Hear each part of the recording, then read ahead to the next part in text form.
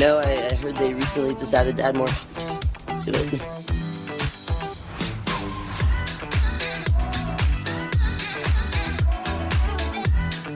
And I'm in the front row, and I'm hammered drunk.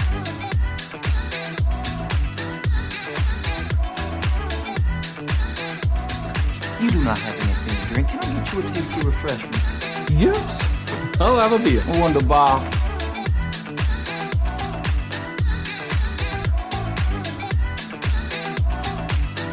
Hey, careful, man. There's a beverage there, huh?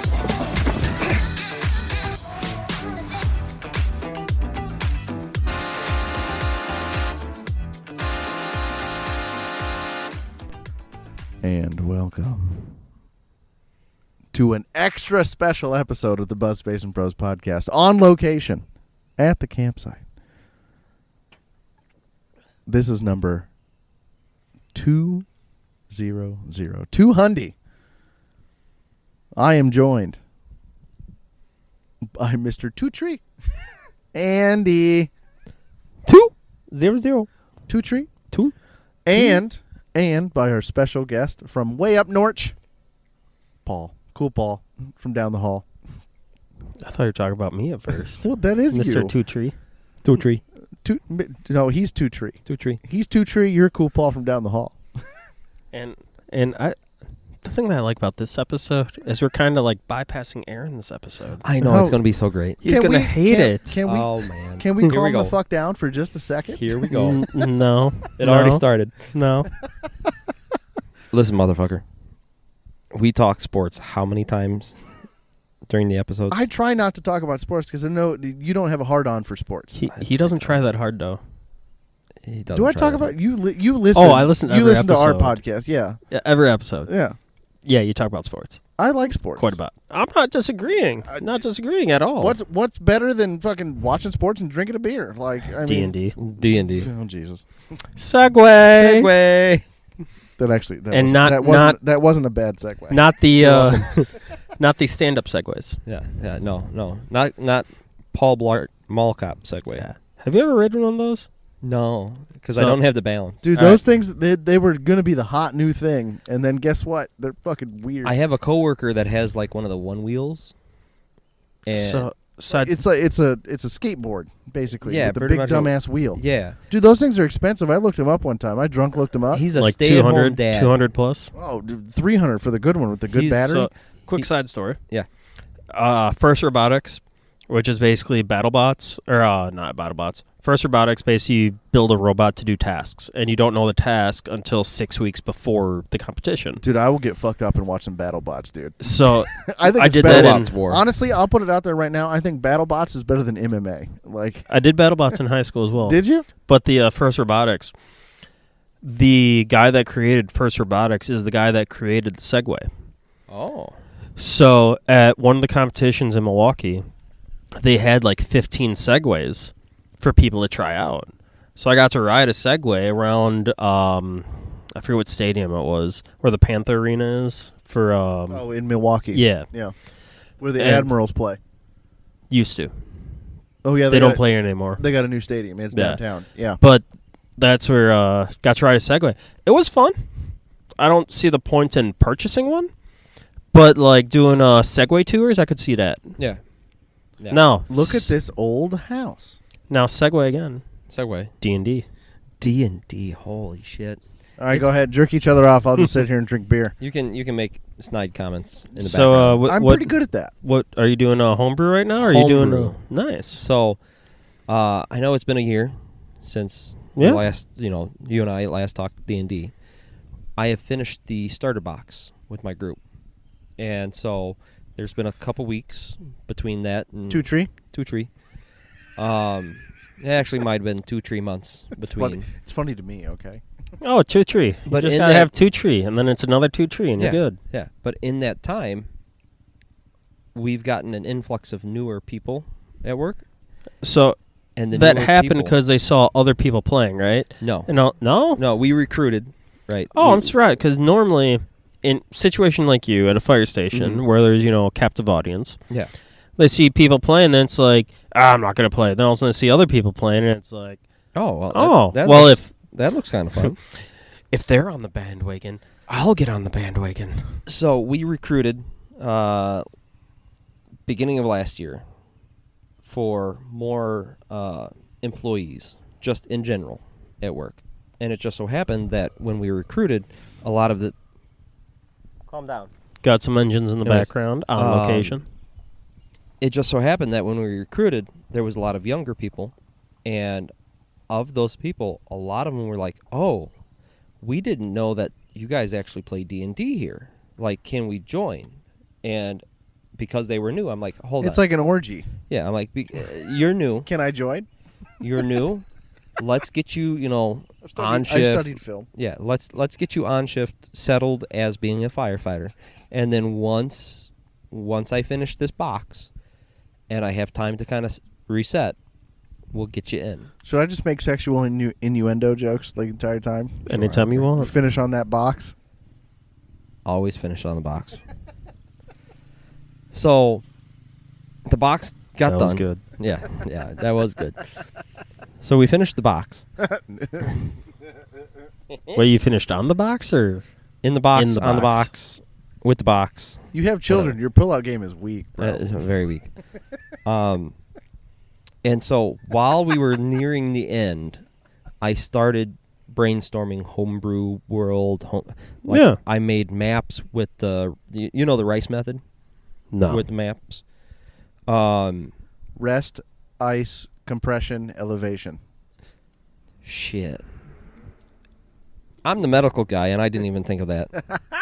No, it's when you put the paper down and you throw uncooked rice at the paper, and then you take a pencil and you etch around the piles of rice, and that becomes the map. I don't know. See, the only thing that I've done for homebrew is I made a curling-based D&D game. So Once again, the ice one, the sweet. yeah. Okay.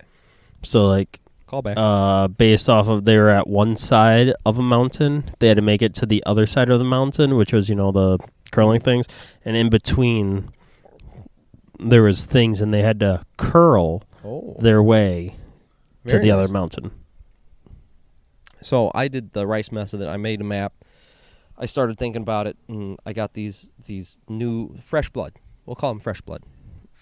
And I sat them down. We'd had a couple session zeros. Two tree? Two tree. Now, And do you know what Session 0 is? I have no idea. Yeah. Basically, you don't play the game, but you go over general rules with the DM of what their gameplay is like. So, do I do it this way? Do I do it that way? You always want to fuck the dragon. And if so you're the bard. that was actually discussed. If you're the bard. That was actually It was discussed. discussed, the fucking the dragon. Like Donkey from Shrek. You fuck the dragon. Yep, I it's did not. possible. It's always possible. Yeah, bad dragon. Anyways, Hey, that's Hey-o. something else. I know don't look that up. That's something else that I studied. I mean, I've studied film. So, yes, that was actually discussed, they're so Aaron. massive. They're just so big. But you, Anyway. So that was Yeah. actually discussed. I did the session 0. I'm like, hey, this is how I am at DMing. I am still a new DM, right? At this point, I've only DM'd 9 sessions. see, no matter how good you get at DMing, 90% is improv. Yeah, 10% is here's some bullet points that they have to do. Exactly. And so I did the session 0s, and then I'm like, all right, character creations. Did some character creations. We went to... Did you do the character or did they? I did not. I sat with They them made it. while Yeah, they yeah. did. So you made sure that they were staying on point to what? Yeah. So it's funny because one of the players, Tom, his name's Tom, he comes to the character creation, and he's like, you haven't given us anything about your world. What's on the table, what's off the table. And I just looked at him, I'm like, Tom, anything's on the table. Well, the thing is, you do need to give some input because, if you're a ranger with a favorite enemy, Correct. it's you're not. There's no giants in here. Well, my favorite enemy is giants. Correct. It's you have to give them a little bit about the world, but And so I But- yes. So I kind of went, if you're expecting me to be this is off the table, it's not. I told them during session 0s, if you meet me halfway, I will bend over backwards to make sure it works. Yeah, because Right. if they're like, I really want this kind of quest, or I really want this kind of thing, Exactly. we'll make it work. I'll make it work. But tell me in advance. Yeah. So I can plan and kind of... No, if Yeah. the rest of the party is like, we're going left when everything is right. Correct. You guys have to figure that out. So I told him, so he shows up to character creation and he goes, what's your world about? I'm like, it's a medieval fantasy world. And he goes... Just "Anything-" standard Lord of the Rings, Yeah. And he standard goes- Aragon kind of Yeah. stuff. And he goes, all right, anything else? And I go, no. And he goes, well, I was waiting to create my backstory to see what was on the table and what was off the table. No, the world is based off of the people's backstories. And so I told him, like, no, that's not how this works. I'm basing this stuff off of what you guys give me. And also what you want, because I'm not going to do Exactly. a fire world when you want ice world. Exactly. Or And so he just kind of went, shit. Okay. he has to input. Yeah, he has to input. We've had one session, quarter of a session. Session 0/.05. Yeah, 0.05, right? So we had 3 players available. 2 tree. Technically 3, and then it dropped down to 2, and then it went back up to 3. And so 2 tree. I went to the Dells for a week, and while I had free time in the Dells, I did D&D prep work for this campaign. Sounds good. Vacation with D&D. Yeah, My kind of vacation. I know, it was great. I even went to a miniature store. Did you have your books with you? I have bootleg. Oh, that's copy. fine. So, quick sidebar. Yeah. College, we had you automatically paid for X amount of sheets of paper to print, and it like every time you printed, it would go down. So for a 3.5 edition, all my extra printing went to printing 3.5 PDFs. Oh, nice. Because a friend had everything for 3.5, so Oh, that very he nice. gave me, and then I how do I say this? That's addition, not inches. I got people to volunteer their printing for me, Mm-hmm. so I printed all of 3.5 for free. Oh man, And- that's awesome. 3-hole punch it, put it in binders, so I Mhm. got every single 3.5 edition, quote unquote, book Very nice. yeah. Very nice. So I have them on PDF, and I saved them to my Google Drive, so I could reference them. I do have like the set. The monster manual, the, Yeah, the- player's handbook, I and do the have a hard copy set. of Dungeon all that Master. stuff. Yeah. The Um, basics. Yeah, the classics, the normal. But while I was in Wisconsin, I just did the PDF stuff. And I sat there a couple Yep. nights and brainstormed and all that stuff. I had we had already done character creation. And the first day back, because we play at work, Yeah. because otherwise I don't have anybody local that actually sits down to play. Not me. Aaron said he would be interested in trying a session. He actually said he would host a session. Yeah. As the DM? No. Oh. At his house. yeah. he Having a would club play. Rick. Get your Yeah. your wife. Yeah. Oh, yeah, and Aaron's there's- wife. There's a slight chance that we actually might play this summer. I would like to see Fred. Oh, Fred. I don't know if Fred would want to fuck the dragon, though. No, he wouldn't want. Oh, it doesn't matter. Killing the dragon is a valid option too. I want to fuck the dragon. What are you doing? What? No. But so the first day back is the first session. It's supposed to be the first session, and like I said, Fantastic. we went from 3 to 2 to 3. Right? Someone else. 2 tree. Yeah, someone else stepped up, and I wrote an introduction for them and all that stuff. And I decided to try something new where I introduced them one at a time, so they didn't just do the whole. So the last with the box, I'm like, just go around and tell everybody about your character. I see. Whenever I introduce characters, I always have a big fight to start with, so that way they don't tell what their character does. They show what their character does. So that way it's more involved. Mm-hmm. It's not just the the icebreakers of like, what's your favorite color? What's your favorite this? It's no, my character is shooting an arrow. Oh, so you're a ranger. Hey, I'm shooting an ice blast. Oh, you're some kind of mage thing. Oh, you need healing? There we go. So when I had them introduce themselves, it wasn't what are you, what are you doing? It's hey, describe what your character looks like and what's going through your head in this moment. And I have them sporadically spaced throughout my town, in different shops and all that stuff. I did mostly skill checks to introduce them to the rest of the table. Give everybody kind of a bird's eye view of the other characters. And first D20 roll of the fucking game.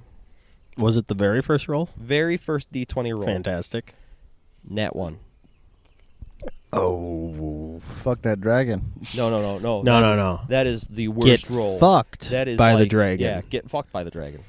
Bad dragon. Yeah, very bad dragon. So we play with the homebrew rule, deal with the devil. You told us about me last year. Right. And I love that concept. So I look at the girl. I'm like, deal with the devils on the table. If you want to use it, sure.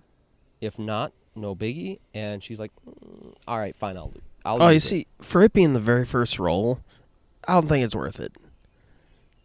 So there was a lot of back and forth, and she eventually went, screw it, I'll do it. Wait, quick, because it's been a year. Deal with the devil is basically whatever you roll, you can make a deal with the devil to make it a nat 20 or whatever you want. But the DM can choose another roll in the future where the DM picks what you roll. Yes. So if you roll a nat 1 and you say, hey, deal with the devil, I want that to be a nat 20, great. But then in the future, you roll a nat 20, the DM can say, nope, that's a nat 1 now. Yep. And now XXX happens, which is normally bueno. You actually fail and all that. Usually I study film on X in XX. Jesus fuck. Hey, you can have that in D&D. You want some of that in D&D? Go ahead. So she took it, and I'm like, all right, that's fine. This is what happens, blah, blah, blah. Whatever. I think I'm funny. And you are. I move on to the next person, right? And like I said, I sat with them during character creation. Everybody rolled okay, very, pretty decent. Pretty standard, average. Like 5s to 15s. Yeah. This guy, the second guy, rolled exceptionally well for his character. Okay. And so when I sat down in the dells to plan out his skill checks, I'm like, all right, he's gonna have to identify some unknown scrolls because he's a magic caster. All right. And so I put 4 scrolls in front of him. I'm like, you gotta identify these, and the first one, the difficulty is 10. You gotta roll 10 or higher. Okay. Right? He needed a 6 with his modifier. All he needed to do was roll a 6. He rolled a 5. Fantastic. And the next one, he only needed, he had to roll 12 or better. He rolled a 2. He failed 3 out of 4 scrolls. And before I could narrate what could happen, we caught a structure fire, and I had to leave. Fantastic. So Nat 1 for real life. Yeah, Nat 1 real life. I've since sat down with a couple of the players, the same players and all that stuff, to work more on their backstories and get an overarching story kind of solidified. And there's a chance he might listen to this. So, Tom, shut the fuck up. He kind of played right into my hand. Bow chicka bow wow? Oh, it's going to be good. I've got hook, line, sink, foreshadowing. Good plot. See, the one thing I do whenever I DM, I never I don't look at their backstories at all until about 5+ sessions in. Okay. Because I do not want to lean towards their backstories until the world is set. So I want them to write at least a page of backstory. It can be as bland, generic, I don't care. But I want the world to be developed. Then if they want to, they can change their backstory. So not set in, obviously they're never set in stone. Yeah. They can change, modify as they want. but I like to make sure that they actually understand the world, what we're actually playing against, and some other stuff. And up until about level 5, I normally let them change their character as much as they want. Yeah. Because it's all about fun. It's all about enjoying yourself. So if I'm making a world and, they're good against, or they can do damage against fire people, but it's an ice, or it's a fire world, it's like, hey, if you're a mage and you want to change to ice magic, go for it. Yeah. I'd rather you be able to do some damage than all of a sudden the whole party is fire-based and now they're against fire creatures that don't take any damage. Yeah. I get that. So I like to get up until level 5-ish. They can modify, change, do whatever they want. After 5, I'm like, all right, you guys are locked in now.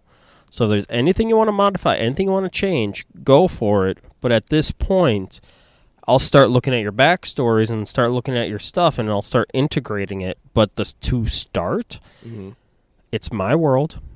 I'm going to tell you or show you what it's about. Yep. And then you can do what you want. So to piggyback off that, I'm not planning on incorporating hard backstories until 4 or 5. Yeah, when they start getting a little bit of upgrades, some power, some. Yeah. But I wanted to make sure that that's about where we're going. Just kind of have a heads up, change what I needed to change, level up some enemies, level up some that. And I told Tom this the other day, and I'm going to tell the other players before the next session too. Have you heard of Chekhov's gun? No. So Chekhov's gun is like a literary term. You still Aaron's awake over there? Over there? He's listening. I'm listening. He's making sure the podcast is quality. Yeah, sounds good. Okay. But yeah, I might catch a couple Z's here while you guys are fine. rambling on about your nerd shit. Now, if this turns out to be like an hour and a half episode, I don't care. I might. I could definitely take a nap right now. Yeah, take a nap. We'll wake you up when it's time to end. Yeah. So I also have to pee though. Just set your mic down, set your headphones down. I could wander over yonder. I mean, you could grab more 2-3 beers. Yeah, I 3 beers. I could go pee and just let you guys ramble. Yeah, go do it. Any hoodles. Chekhov's gun. Literary term. It's pretty much a kind of foreshadowing type deal.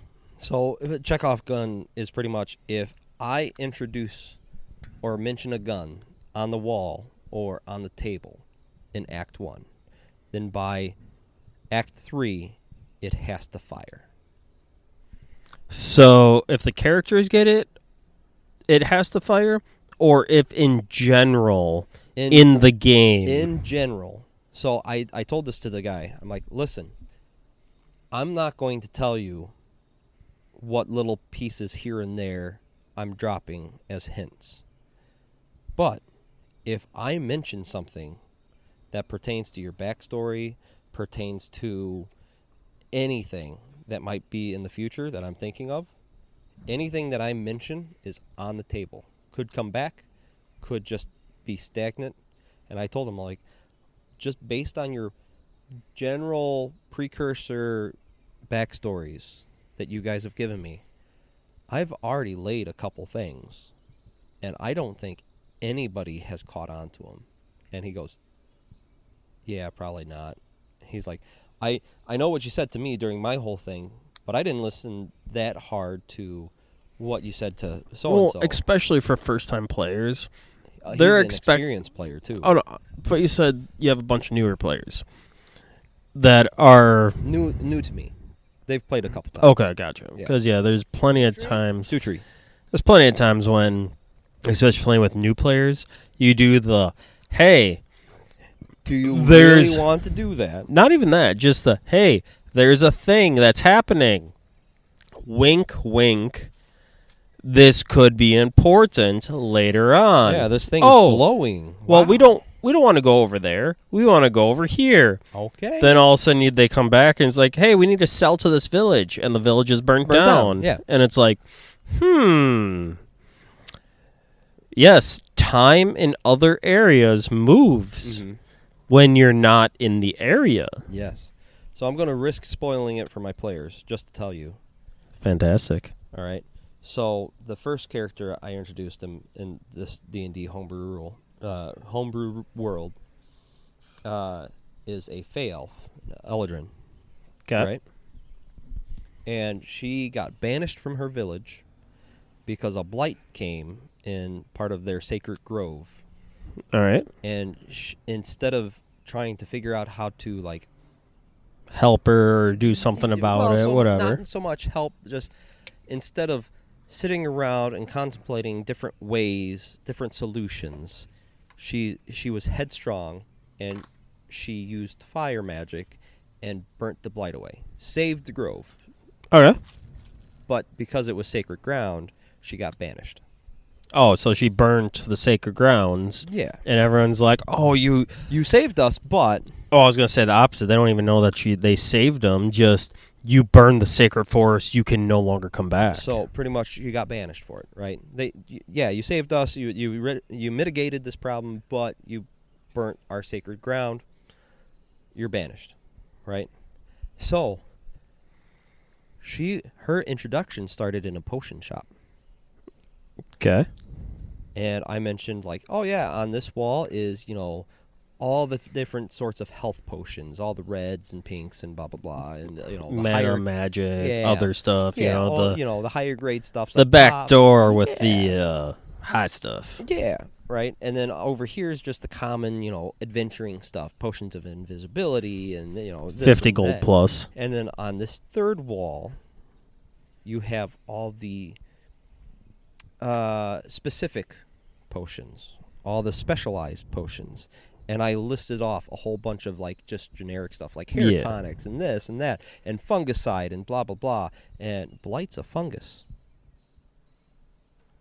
Blight is a fungus. Right? Okay. I am... Spoiler alert for if any of my players are listening, I doubt it, but if anybody is listening, shut the fuck up, turn it off, skip, 5 minutes ahead. I'm posing it to where the Queen of Fungus is posed to come back to her hometown village with the blight, and they have to fight her.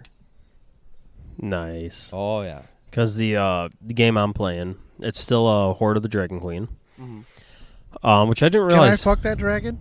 It's I didn't realize it's 2 books actually. Yes, you have Horde of the Dragon Queen and then Tiamat something. Yeah, two tree. But yeah.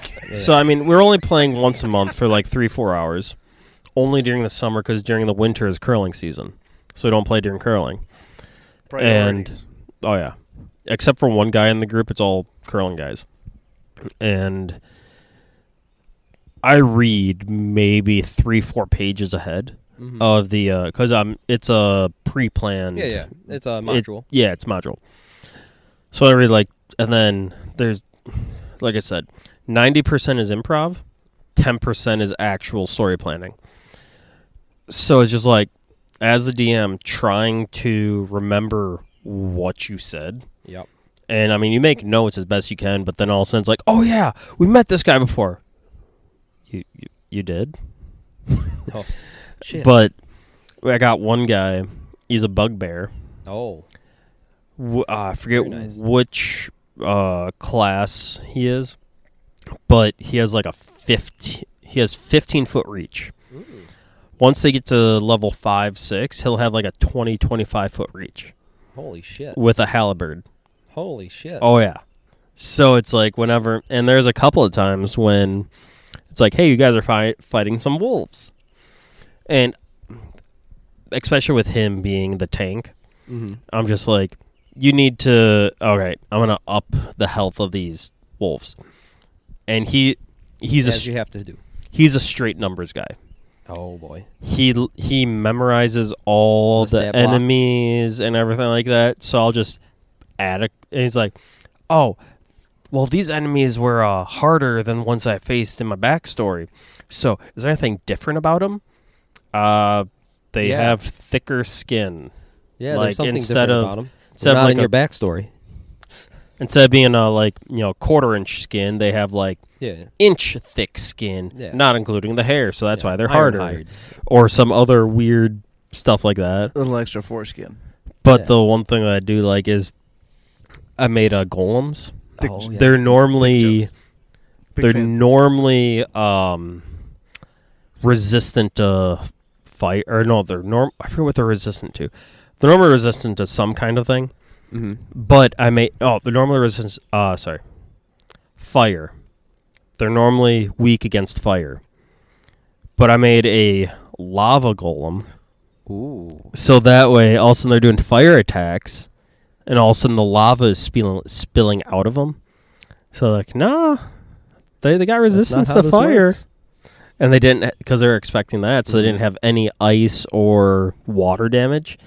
So they're doing like half, if not quarter, damage to this fire golem. So the end of the have you played Lost Mines of Phandelver? No, The box I've heard set? of it, but I haven't played it. So the very end of the box set. Spoiler alert! I don't know if you're ever going to pick it up or play on it. The big bad evil guy you face off against in this like abandoned mine, and they've got 4 giant spiders with them. Right? And you're in this hall, this old like ceremony hall, with a giant stone dwarven statue. Right? Per the book, the only important thing about the statue is its emerald set eyes that if you try to take, it'll collapse the ceiling. Okay. Right? Otherwise, it's you against this wizard, level like 3 wizard, and 4 giant spiders. And so my group was high enough level, and we had plenty of people that I went, screw that. I played one of the evil, like the wizards earlier on, and they fucking trounced them. I'm not doing this anymore. Okay. I looked at the monster manual. I made the giant dwarven statue a stone golem. Fantastic. So the wizard got out a scroll, animated statue, and before this battle had began, one of our level 4 fighters had an AC of 21. Right? That's so they're kind of like, low. oh, 21? Oh, no, sorry. I'm thinking health, not... No. AC of 21. Health of like 48 or something. And so they're like, oh, yeah, our fighter's going to be our tank, and nothing can touch him because Andrew hasn't thrown anything at him. Stone Golem hit him the first try, halved his HP, and everybody went, fuck. And we had a bard that's like, I'm going to... If I step through all this and I have, get closer to the wizard, can I charm him? I went, he's a elf. Can I fuck that bard? I mean, you could. She was a whore.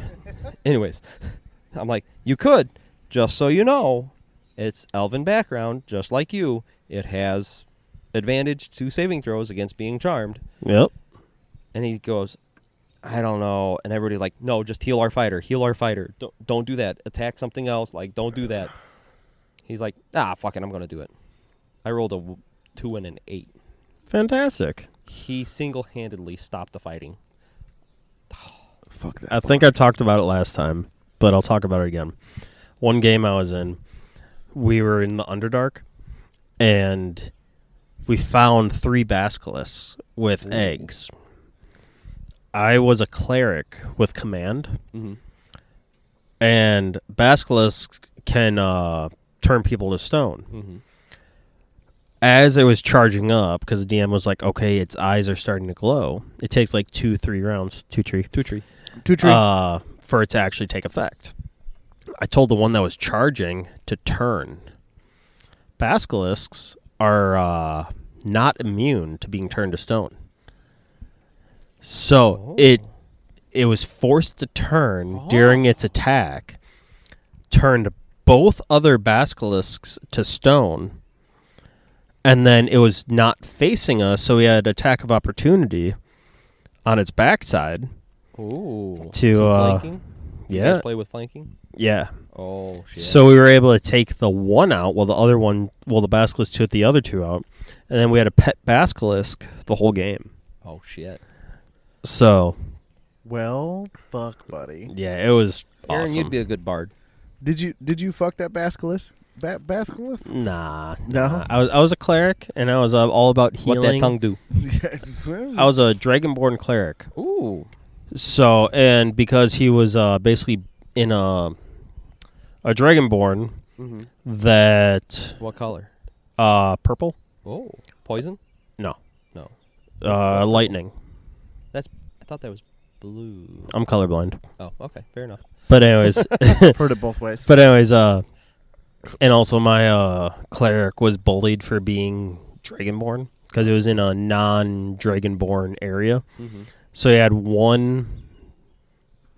So he talked very softly, and there's one point where I had a pet giant worm that I rode to go get supplies while everybody else was doing something else. And I'm riding this worm. All of a sudden, other townsfolk are like, "That's a giant worm. How did he control it?" And some other stuff. So I'm just riding, and I was like, social anxiety for this cleric. She's like, "I don't want to be here." Then people start following him. Then all of a sudden, the DM made it where I had a cult following because I was riding this giant worm through the Underdark. So I had like 15, 20 followers. Oh, nice. And I'm just like, hey, go do this for me. No. Social anxiety. He didn't want to lead. He just wanted to do good and help. So all of a sudden it's just like, we're going to go over here now. Don't worry, master. We will follow you. We'll follow you to the ends of the world. And he was just like, I don't want that. Can you guys help the orphans here? Yes, we'll follow you to the dying. Okay. Then all of a sudden we come back to that area after a while, and there's a statue of you made? There's a statue of me with like the following of his name and everything. It was just like, the prophet has returned. That's gonna give me a good idea. I just had one of my players who hasn't gotten to play his new character yet, but from the old group, he just made a Dragonborn cleric. So and the also thing is, that was a Wizards of the Coast game. Wizards of the Coast has sanctioned games where you can get cards for items. So if you go to any Wizards of the Coast games with your character, it is legit. So if I were to take that character to another Wizards of the Coast game, I would have that dwarven plate mail. I would have this other magic item that I could use in their game. Yes. It's not like homebrew where... Yeah. But, so I had like a 25 AC with that plate mail. I had that, a ring, and something else that made it... Oh, yeah. And I was a cleric. It was like, I'm not going to fight. I don't want to fight. I just want to heal people. But then it was just, yeah. But the other thing that I really want to do is I want to do an amnesia-based underwater world. Ooh. Where basically they are, like all the characters, they wake up captured. They do not make the character. I will make their character. And as they try to do things, they figure out what their stats are. So they'll have blank stat menus in front of them. So they'll walk out of the whatever and be like, is there anything weird going on? Well, Dragonborn is kind of weird being in these parts. I'm a Dragonborn? Wait, exactly. Yeah. Or someone, I think there's a company out there that makes like scratch-off character sheets. Oh, that'd be fun. I think so, because that's like a very popular, like, I want to try this, and I think they do. Yeah, the other thing that I really, with that, I want to make it, so there's one puzzle town, essentially, where kid is kidnapped, and the party has to go find the kid. And, like, the first room, there's 5 enemies. Second room, there's whatever the party's level, or however many people are in the party. They have to walk through glass, but if one person walks through the glass, a mirror image of them pops out and starts attacking the party. Ooh. So if all the party walks through, all those mirrors die, but if there's any left, they all die. Or the mirrors die. Okay. And then there's this black liquid that mirrors whatever you see. So you have to like get down and see a post in the water.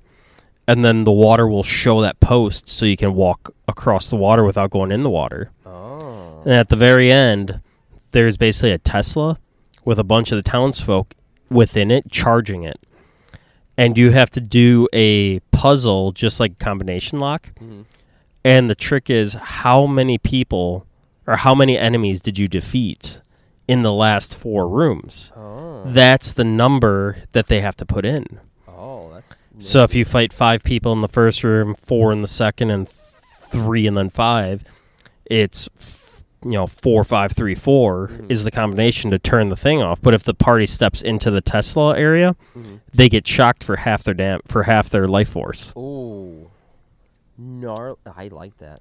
Because then it's not just what your character can do; it's what the player can do. Have you ever heard of Tabletop Notch? No. Look them up on YouTube. I actually got watching them on a fluke, and I picked up more stuff from them than like watching Critical Role or Dimension 20. I tried watching Critical Role. I couldn't get into it. It's good, but it's more storytelling. It's more storytelling.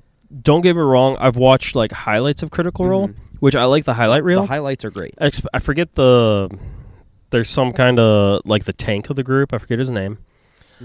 But it was the deck of many things. Grog. Yeah. The deck of many. Yeah. And he was like, someone stole the deck of many things from him. Yeah. And he didn't know it. So he's like, Grog, you must not open this. You can never open it without our approval. Okay, I won't. And then the other character was just like, I'm gonna sleight of hand steal the deck of many things and replace it with a normal playing deck. He didn't notice. Yeah. So all of a sudden his character was like, I want to open it. Okay. And all of a sudden she was like, hey, I'm giving you back this deck of many things. You've been shown trustworthy. But I already have the deck of many things. Oh, yeah. What am I supposed to... Why am I getting another deck of many things? Grog, I took it from you. What do you mean? So Tabletop Notch, their DM, I think, does it very well. There's always usually one social encounter, one combat, and one sort of skill encounter on all their sessions. And a couple of the skill encounters and such, or mini games, whatever you want to call them, are just so ingenious. Like, they had to go up with one of the... I don't know if... one of the generals of the big bad evil guy, who was like a master tactician and a schemer, and so he pretty much got one of the characters who got like adventurous, went to investigate something, and got separated from the group, but she had teleport as a spell, and she's like doing recon and meets him, and he goes, all right, well, here's what we're gonna do. If you win this little game of ours, I will let you go. But if you lose, I'm going to kill you right here, right now. And it's... The game was literally, we're both going to take turns saying a number between 1 and 10.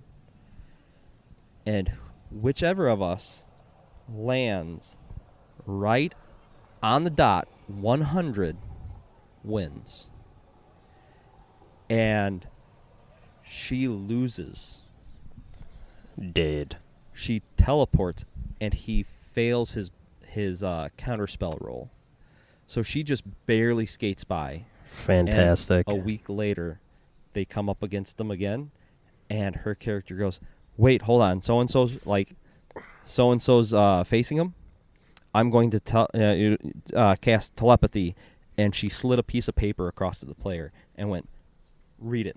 And he read it. Because in the week, she was so puzzled on how the game works. Real life, like actual player, was so like, how could I have won? Yeah. She just sat there and thought about it and thought about it and thought about it, cracked game, and slid the solution over to her teammate with telepathy, and they won. And it's pretty much, I sat there going, how can I use that? I'm not going to use it unless I know how it works. Yeah. Right?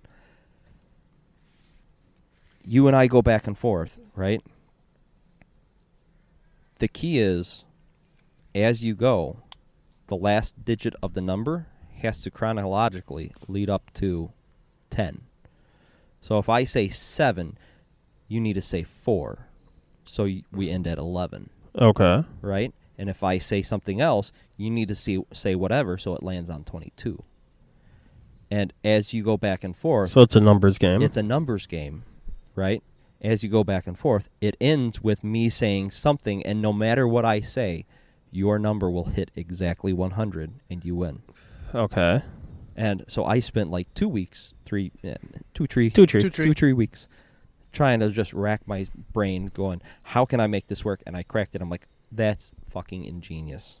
They also did another thing where they had to blindfold one of their teammates, and he had a pen, and he had like 2 mazes that he had to navigate, and everybody had one word in like order. left, right, straight, back. Yep. To guide him through the maze, and anytime he hit a wall, they all took damage, like a D6 or something like that. And it was just hilarious to watch. Trying to get them to figure out. Mm-hmm. Just they got the directions good. They did, cardinal directions, north, south, all that stuff. Stop.